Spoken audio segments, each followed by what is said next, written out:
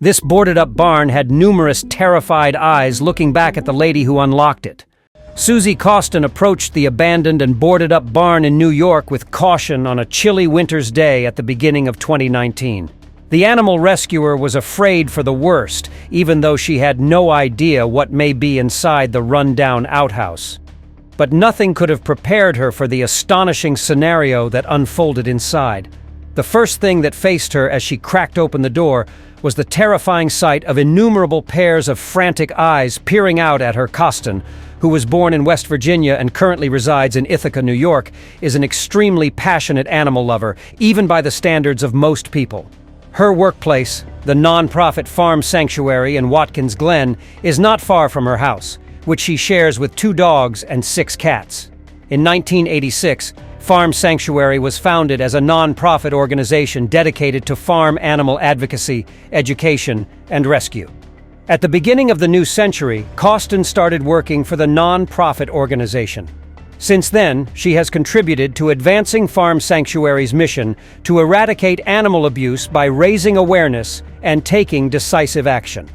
Currently serving as the organization's national shelter director, Costin travels frequently to the charity's West Coast locations in Oreland, California and Los Angeles, while being located in the East Farm Sanctuary is working to eradicate all forms of cruelty on agricultural land and property as part of its purpose.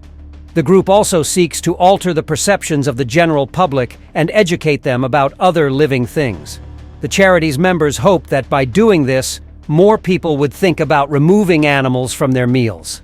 Costin's job as the director in charge of Farm Sanctuary's shelters is crucial, since they are an essential part of the organization's operations. Nearly 1,000 animals, including pigs, horses, cattle, and other exotic species, are housed in 3 different sites. All of the animals at Farm Sanctuary have been saved from the danger and abuse that they endured while working in the farming sector. Thus, a team from Farm Sanctuary anticipated expanding the number of animals accepted into their East Coast sanctuary in January 2018.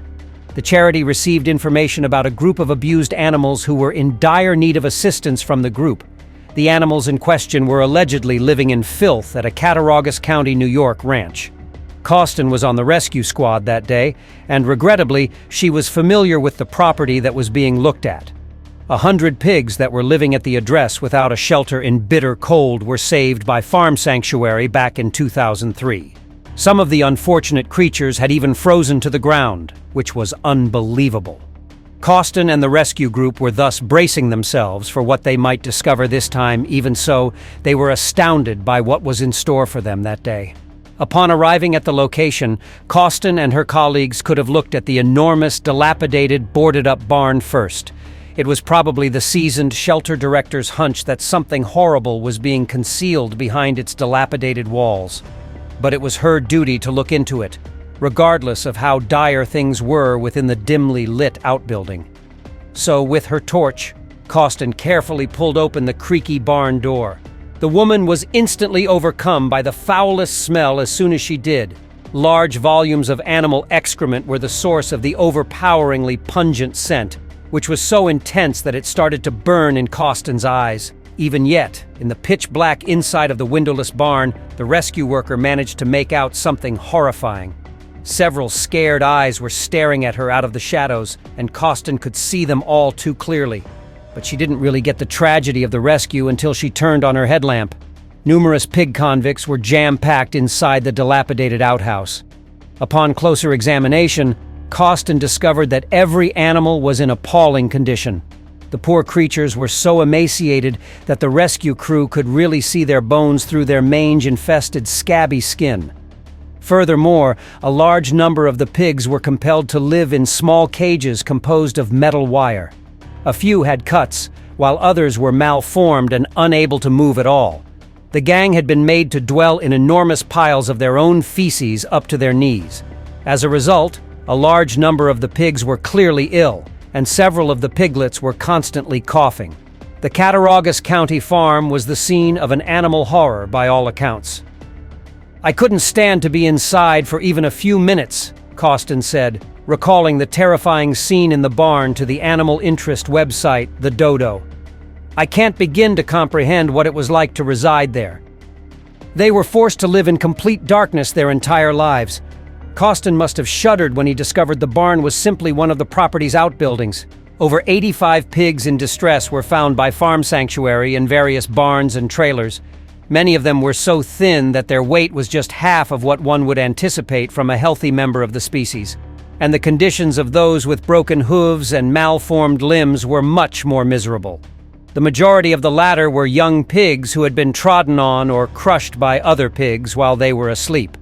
However, a few of the other infants lacked protection and were exhibiting severe frostbite. Tragically, one litter was just a day old, and because of the horrible living circumstances the animals were in, rescuers arrived too late to save 8 of the 17 newborns. The next task for Costin and her rescue crew was to do some emergency triage. There, they were able to remove 24 of the sickest pigs and piglets. The majority of these animals were hoisted to the neighboring Watkins Glen shelter so that skilled caregivers could tend to them. Nevertheless, the animal hospital at Cornell University in Ithaca was called upon to provide intensive care for 3 of the pigs. It was discovered that the extreme winter cold had caused pneumonia in all of the pigs that needed to be saved. A few of them had the worst skin diseases the seasoned Costin had ever seen. The mange on a large number of the pigs is so bad that the tissue in the ears is dead, smells rotten, and is very painful and itchy, she stated to the Dodo. Many of the formerly imprisoned animals were experiencing difficulties adapting to the normal environment in addition to their physical disabilities.